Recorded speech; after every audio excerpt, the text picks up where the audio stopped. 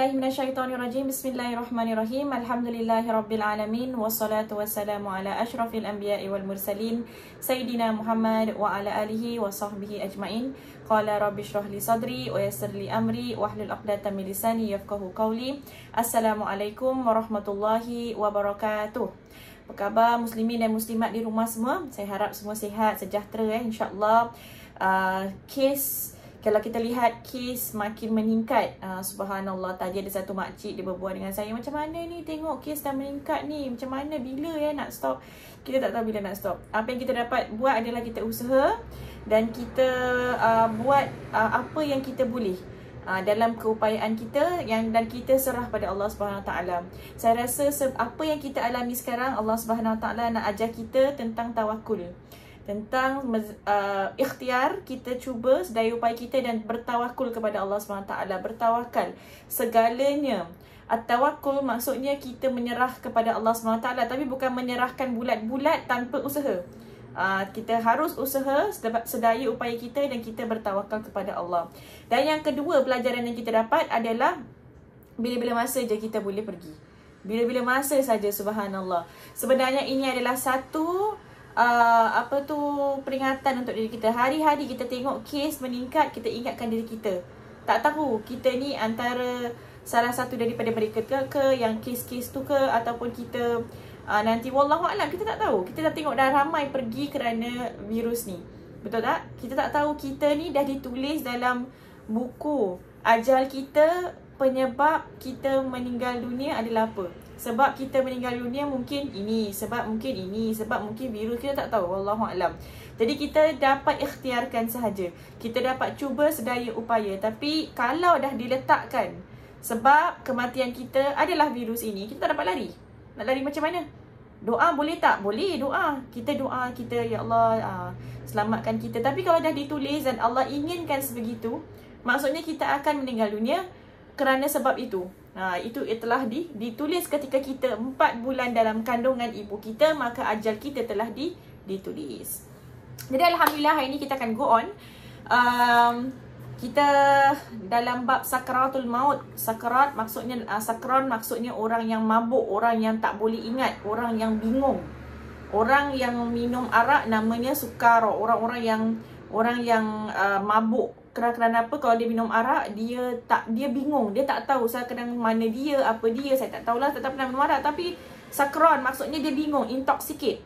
Sakaratul maut maksudnya maut tu maksudnya kematian, dan sakaratul maksudnya adalah kebingungan yang seseorang yang sedang nak mati, yang sedang nak meninggal dunia, rohnya sedang dicabut, maka dia akan menunjukkan dia ada satu kebingungan ataupun kekeliruan dalam fikiran dia. Subhanallah. Semoga Allah membantu kita insya-Allah.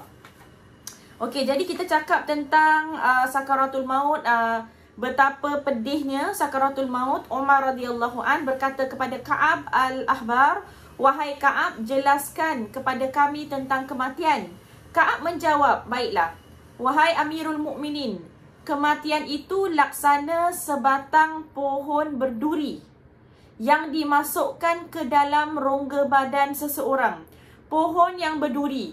Pohon berduri macam mana? Kalau kita imagine cactus lah. Cactus yang di padang pasir tu kan, kita imagine cactus tu dimasukkan ke dalam rongga badan seseorang. Masukkan dalam rongga. Nak masukkan je dah sedap. Nak masukkan je dah rasa macam oh, saya pun dah rasa tak? Rasa macam ya Allah ya Rabbi, ngilu kan kita rasa kan? Subhanallah, sakitnya. Kalau siapa yang pernah pergi skop, endoskopi ke, yang daripada atas ataupun daripada bawah, kadang ada yang bilang saya memang boleh rasa dia macam walaupun dah numb, walaupun tak sadar, tapi rasa yang memang ada sesuatu di sana. Bayangkan skop tu kalau nak masukkan kamera tu tak tajam pun. Kalau benda yang tajam macam mana? Bayangkan garfu je kalau nak masukkan. Bayangkan cactus tu, subhanallah. Dimasukkan ke dalam rongga badan seseorang, kemudian ditarik dengan sekuat-kuatnya. Oleh seseorang yang sangat kuat. Ditarik oleh seorang yang sangat kuat.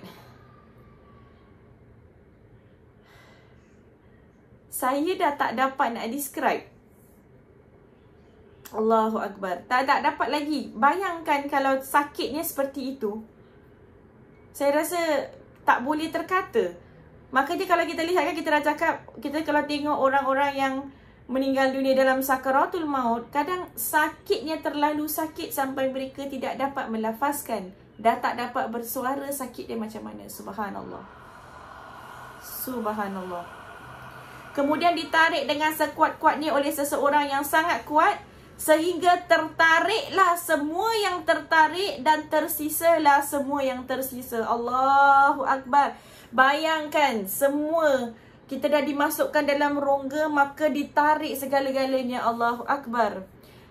Allahu Akbar. Kalau kita biasa siang ikan kalau kita tahu kan, kita kalau nak clearkan satu kali tarik semua keluar dalam perut-perutnya, semua keluar. Subhanallah.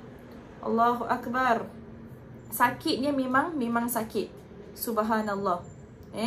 Alright. Nabi SAW juga bersabda, sesungguhnya seseorang pasti akan merasakan derita dan rasa sakit kematian, dan sebahagian sendi-sendinya akan terpisah dari sebahagian yang lain, seraya berkata, sendi-sendi kita akan terpisah. Subhanallah. Berkata, sendi ini berkata dengan satu sama lain, semoga kamu baik-baik sahaja, kita harus berpisah sampai datang hari kiamat. Allahu Akbar. Ini sakaratul maut. Apalagi kalau sakaratul maut orang-orang yang saleh, Masya Allah. Okay. Dan di sini, tapi sakaratul maut pun adalah sesuatu yang mana dapat meningkatkan darajat kita. Diriwayatkan oleh Zaid ibn Aslam daripada ayahnya, ia berkata, jika bagi seseorang mukmin masih ada darjat tertentu yang belum berhasil dicapainya dengan amalnya, maka kematian dijadikan sangat berat dan menyakitkan untuk boleh mencapai kesempurnaan darjatnya di syurga. Allahu Akbar. Jadi kalau kita lihat orang yang sedang nazak, lama dia nazak, kalau kita tengok orang yang mana rohnya tak keluar, kita jangan bilang tu, mungkin kenapa Allah sedang mengazab dia. Tak.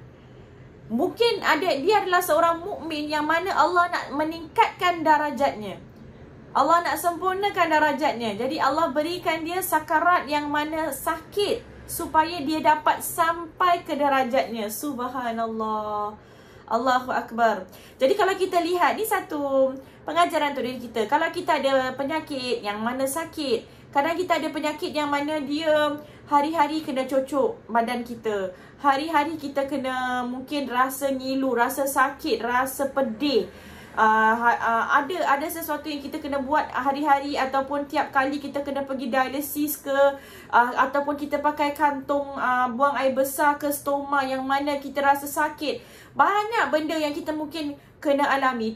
Tiap kali kita rasa sakit, kita kena comfort diri kita. Kita kena pujuk diri kita. Subhanallah, mungkin Allah nak tingkatkan darajat aku. Mungkin Allah nak berikan aku lebih daripada ni. Dia menjadi satu comforting untuk kita tau. Memang kita ingat setiap kita sakit tu, dia adalah tebuskan dosa kita.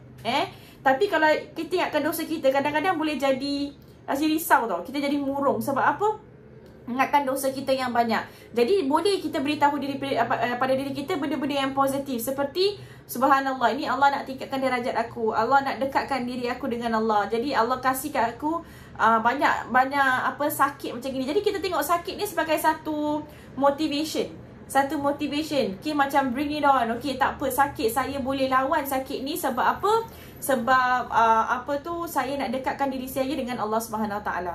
Okay, jadi boleh, insya-Allah. Alright. Dan jika seorang kafir memiliki amal kebaikan yang belum dibalas, maka kematian akan dijadikan ringan atas dirinya sebagai balasan atas kebaikannya, dan kelak ia langsung menuju ke neraka. Subhanallah, ada orang yang tidak beriman, maka kematian menjadi ringan untuk dia. Kerana apa? Sebagai balasan kebaikan dia. Apa baik yang dia buat dah dibalaskan ringan, dan kelak ia masuk terus ke neraka. Subhanallah. Jadi kita tak dapat hukum. Yang dapat hukumkan hanyalah Allah Subhanahu Wa Taala. Jadi hari ini insya-Allah saya nak share, saya di muka surat 57. Kalau siapa-siapa yang ada buku, saya akan share 3 bencana, 3 petaka, 3 benda yang ngeri lah, 3 benda yang bencana, disaster kalau kita bilang, yang terjadi kepada orang yang mana dia dalam proses sakaratul maut, dan dia hidup dalam kemaksiatan. Subhanallah. Dia orang ni hidup dalam kemaksiatan dan dia akan go through. Dia akan melalui 3 bencana ini. Apa 3 bencana ni? Yang pertama bencana ataupun benda yang ngeri, benda yang sakit yang dia akan go through adalah tercabut nyawanya. Tercabut nyawanya. Macam tadi kita bilang, sakitnya nak cabutkan nyawa.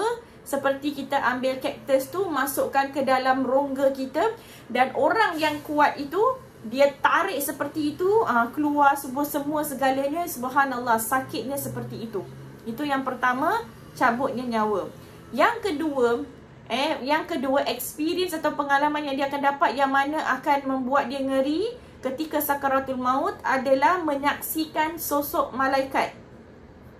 Dia akan lihat malaikat. Para malaikat, malaikatul maut apabila menyambut roh orang-orang yang saleh, orang yang taat pada Allah Subhanahu Wa Taala, orang yang salat, orang yang hatinya bersih, maka malaikat ni datang dari segi sosok yang tampan dan handsome dan kalau kita lihat kita rasa senang. Subhanallah. Tetapi kepada orang-orang, roh-roh yang mana dia bukan soleh tapi dia taleh. Taleh tu dia opposite dengan soleh. Dia hidup diri dia semua dengan kemaksiatan. Dia tak kisah Allah, dia tak kisah apa yang Allah letakkan tak boleh ke boleh. Dia tak kisah dia ikut hawa nafsu, maka dia hidup dirinya dalam kemaksiatan. Maka perkara kedua yang dia rasa seram dan dia akan rasa ngeri dan akan rasa takut. Yang pertama tadi bila nyawanya dicabut. Yang kedua apabila dia lihat sosok malaikat. Malaikat di sini ada 2 malaikat. Yang pertama, bukan dua macam malaikat. Yang pertama adalah malaikatul maut. Malaikatul maut. Kita semua akan berjumpa dengan malaikatul maut. Akhirnya kita semua akan nampak malaikatul maut. Tetapi bagaimana malaikatul maut tunjukkan dirinya pada kita? Mudah-mudahan kita semua termasuk orang-orang roh-roh yang mana Allah pilih, yang malaikatul maut datang dengan keadaan yang tampan, yang bersih, dengan senyuman untuk ambil roh kita. Amin, amin ya rabbal alamin. Kita tak nak jadi roh-roh yang mana Allah turunkan malaikatul maut dan Allah hantar malaikatul maut, dan malaikatul maut bukan dalam sosok yang tampan, bukan dalam keadaan yang baik, tapi keadaan yang mana mengerikan. Keadaan yang mana mengerikan. Yang malaikat yang nombor 2 yang kita cakap adalah malaikat pencatat amal. Malaikat pencatat amal. Siapa pencatat amal kita? Raqib dan Atid. Dia mencatat, paling tahu kita ni buat apa, kat mana, buat apa, semua nak bohong dengan malaikat pencatat amal. Malaikat pencatat amal dah catat dah semua segala kita buat. Nak bohong macam mana pun, it's recorded already. It's recorded. Nanti pada hari pembalasan, dia macam dah record, dah save lah. Bila kita dah datang ajal kita, dia kata, okay dah save, tutuplah folder ni, masuk dalam thumb drive. Tunggulah thumb drive ni sampailah hari kiamat, sampailah hari pembalasan. Thumb drive ni dimasukkanlah ke dalam satu skrin. Kita lihat semua segalanya apa kita buat. Nak cakap apa? Dah tak boleh cakap apa-apa. Subhanallah. Jadi bila every time kita sambut hari jadi, subhanallah, kita bergembira sebab kita itu adalah hari istimewa kita. Tapi sebenarnya kita pun takut sebab umur kita meningkat. Dan bila meningkat satu tahun yang lalu kita celebrate birthday kita, tahun ini kita celebrate birthday kita dah 1 tahun. Banyak amalan kita buat, banyak pun dosa kita buat. Dan malaikat pencatat amal pasti sudah catat segalanya dah catat dah. Nak buat macam mana? Subhanallah.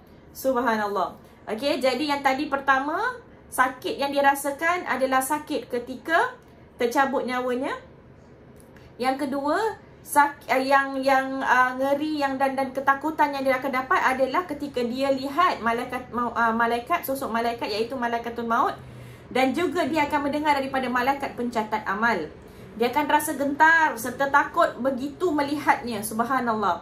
Manusia yang paling kuat sekalipun tidak akan sanggup melihat sosok malaikat maut saat menjalankan tugasnya untuk mencabut nyawa manusia yang penuh dosa. Manusia macam mana pun tak ada manusia yang dapat mampu lihat malaikatul maut ketika dia nak cabut dosa Orang-orang yang mana buat penuh dengan dosa. Okey, jadi saat malakatul maut datang, okey, saat malakatul maut datang untuk mencabut nyawanya Nabi Ibrahim alaihi salam. Contoh ya, malakatul maut datang ni nak cabut nyawa Nabi Ibrahim alaihi salam. Nabi Ibrahim kekasih Allah ni, Khalilullah. Nabi Ibrahim alaihi salam kekasih Allah. Nabi Ibrahim tanya pada malaikat, apakah engkau boleh memperlihatkan sosokmu kepadaku saat sedang mencabut nyawa seorang manusia yang gemar melakukan perbuatan jahat?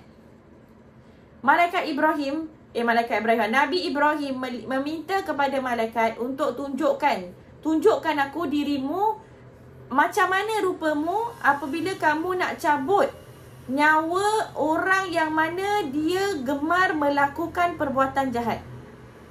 Allahu Akbar. Perbuatan jahat ni apa? Orang yang suka berzina, orang yang suka mengumpat, orang yang suka berjudi, orang yang mana dia ni sinning. Sin dengan mistik dia lain. Sinning ni maksudnya dia buat dosa, sengaja buat dosa. Dia tahu tu dosa tapi dia buat dosa. Tapi kesalahan, kita semua buat kesalahan. Kullu bani Adam khata'un.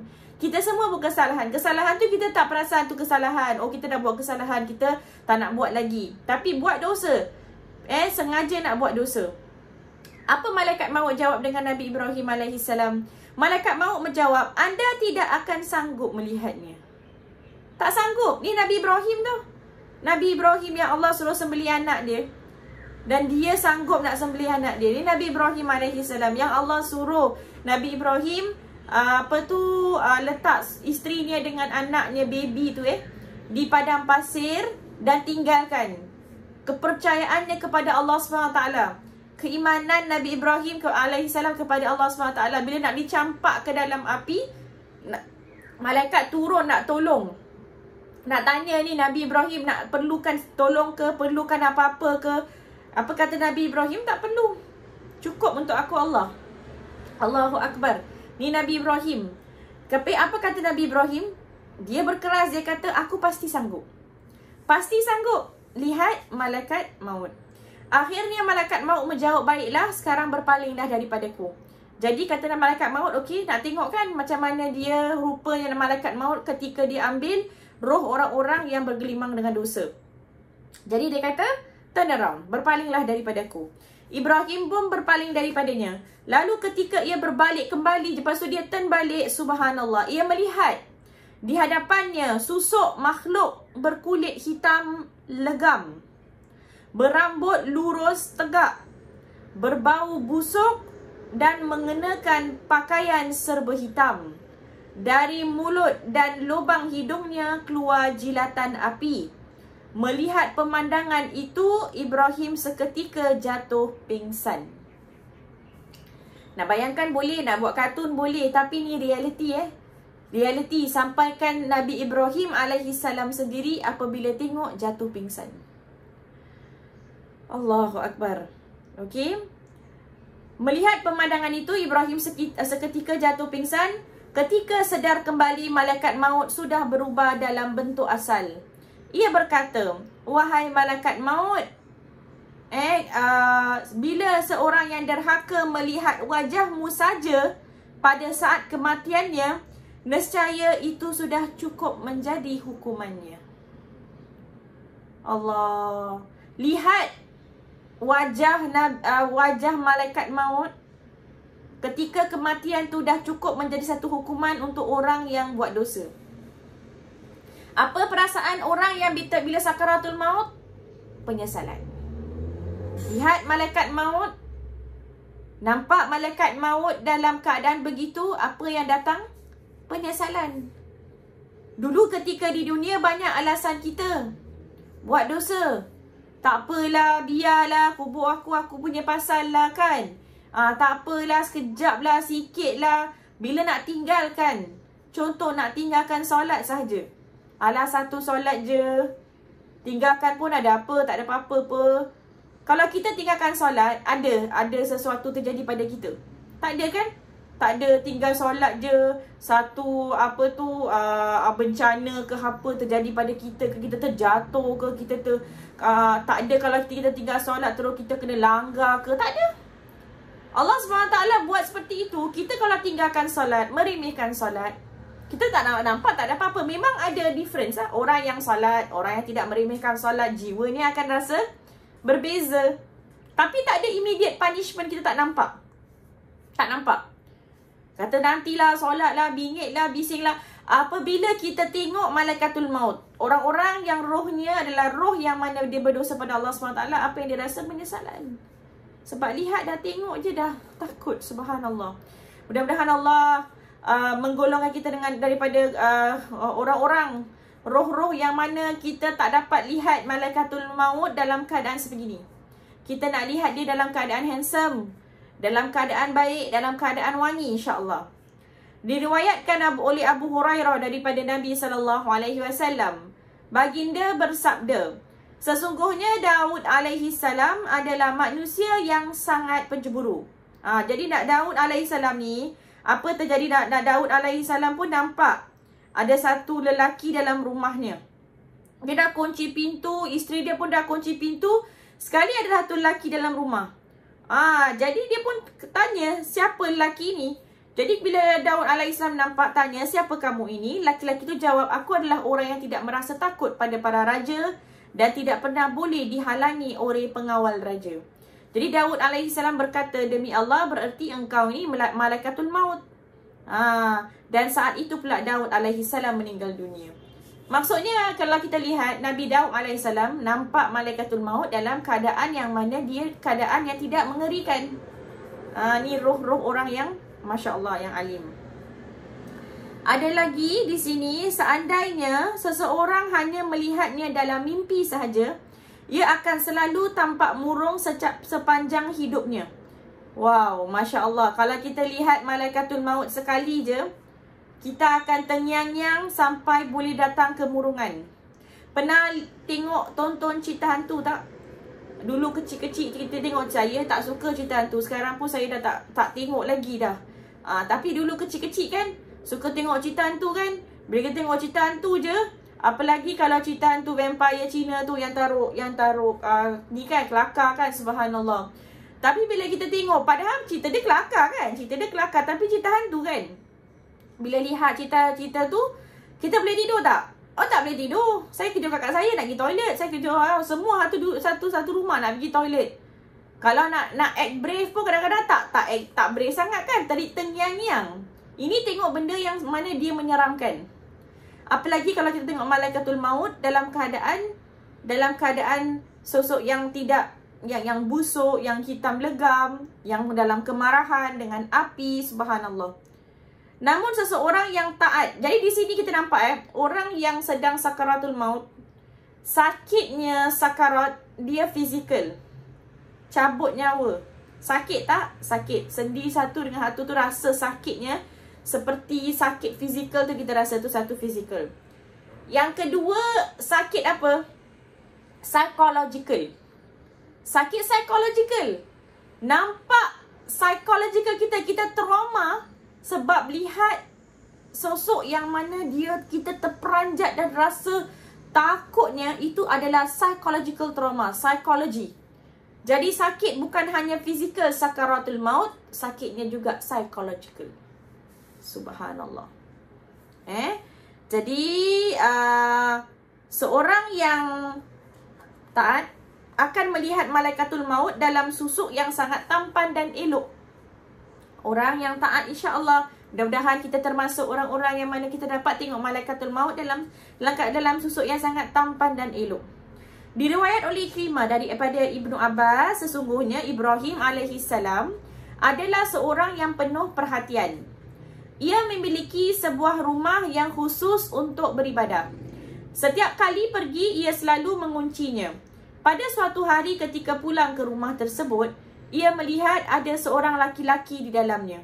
Ia bertanya kepada orang itu, siapa yang mengizinkan kamu masuk ke rumahku? Orang itu menjawab, aku diizinkan masuk oleh pemiliknya. Ibrahim menyangkal, akulah pemilik rumah ini. Orang itu berkata, aku diizinkan masuk olehnya yang lebih berhak atas rumah ini daripada kamu atau aku. Ibrahim bertanya, kalau begitu, apakah kamu ini malaikat? Orang itu menjawab, benar, aku adalah malaikat maut. Malaikat pun tak apa, dia cakap benar, aku dah malaikat maut. Bayangkan kita tanya orang tu, kau ni malaikat ke kau tak makan? Tak makan. Kenapa aku ni malaikat? Oh, malaikat apa? Malaikat maut. Allahu Akbar. Ibrahim bertanya, apakah kamu boleh memperlihatkan sosokmu kepadaku ketika kamu sedang mencabut nyawa orang yang beriman? Tadi tanya untuk lihatkan aku sosok nyawa,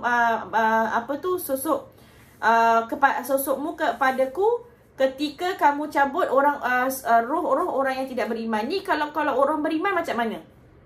Macam mana rupanya? Malaikat maut berjawab, tentu berpalinglah daripadaku.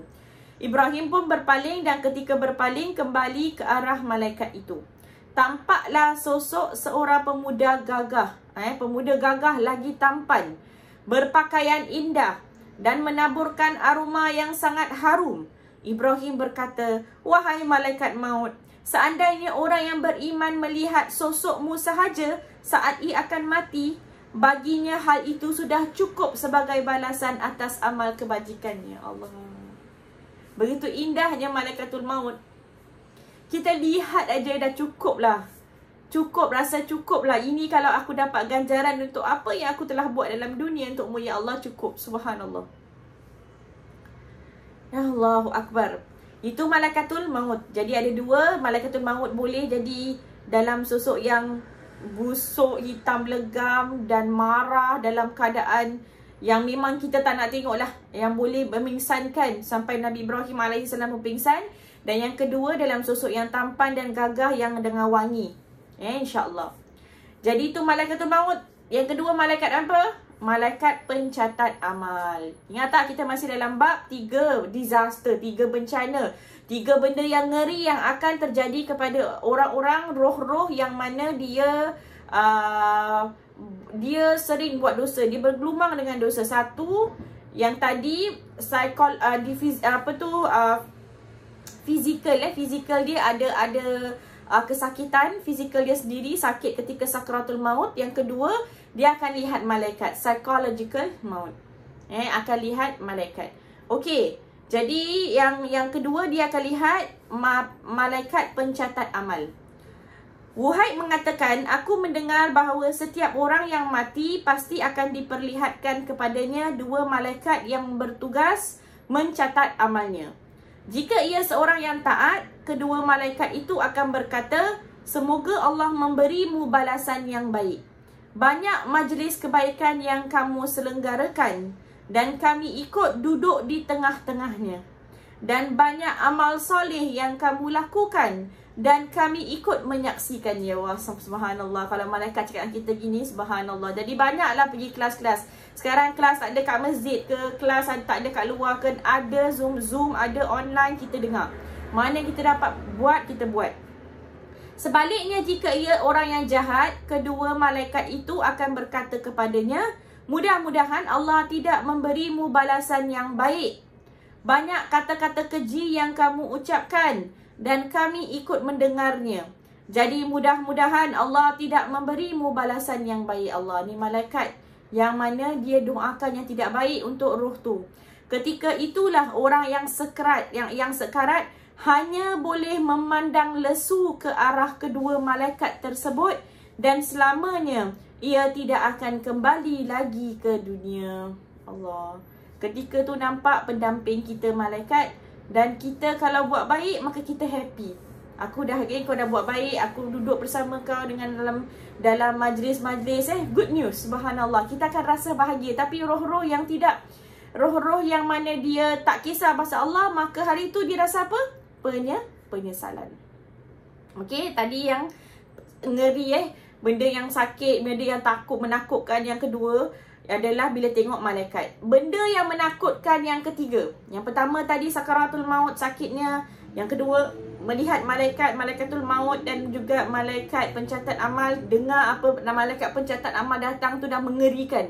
Itu sahaja dah mengerikan, subhanallah. Dah kasihkan kita gambaran Allahu Akbar.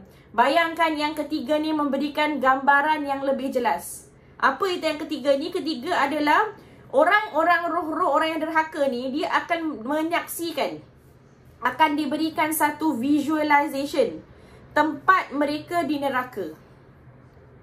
Maksudnya dah diberikan satu visualization, inilah tempat kembali mereka. Nabi SAW bersabda, lam yakhruja ahadukum minad dunya hatta ya'lama aina masiruhu wa hatta yara maq'adahu minal jannah awin nar. Tidak akan keluar dari dunia salah seorang di antara kamu sebelum ia tahu di mana tempat kembalinya. Sebelum kita pergi ke alam barzakh, sebelum roh kita tercabut, kita dah diberikan gambaran. Kata Rasulullah SAW, roh kita akan tahu, dia akan diperlihatkan tempatnya di syurga ataupun di neraka. Hadis riwayat Ibnu Abi Dunya. Subhanallah. Rasulullah SAW bersabda, barang siapa yang suka bertemu Allah, maka Allah suka bertemu dengannya. Dan barang siapa benci bertemu Allah, maka Allah pun benci bertemu dengannya. Jadi nanti bila kita dalam sakrat tu, kita akan lihat, kalau lihat syurga, Masya Allah, amin, Allahumma amin, kita dapat syurga, suka kita nak bertemu dengan Allah. Kalau kita nampak neraka, Allahu Akbar, na'uzubillah min zalik, rasa macam ngeri nak jumpa Allah Subhanahu wa ta'ala. Allahu Akbar. Mari kita tengok lagi. Al-Hasan Al-Basri mengatakan, tidak ada kesenangan bagi orang yang beriman yang melebihi perjumpaan dengan Allah. Barang siapa yang dikurnia berjumpa dengan Allah, maka kematian adalah saat-saat kegembiraan, kebahagiaan, kedamaian, kejayaan dan kehormatannya. Allahu Akbar. Okey. Mari kita tengoklah, demikianlah kekhawatiran mengalami kematian dalam kondisi su'ul khatimah.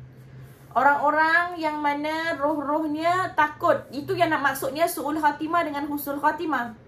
Dia bukan, dia itu dilanggar, dia su'ul khatimah. Dia meninggal dalam solat, dia husnul khatimah. Dia meninggal dalam tidur, husnul khatimah. Dia datuk, dia jump down, dia bunuh diri, dia su'ul khatimah. Kita tak, bukan itu yang su'ul khatimah atau husnul khatimah. Su'ul khatimah, khatimah maksudnya pengakhiran. Su'ul khatimah, su'ul adalah su'ul maksudnya buruk. Jadi pengakhiran yang buruk.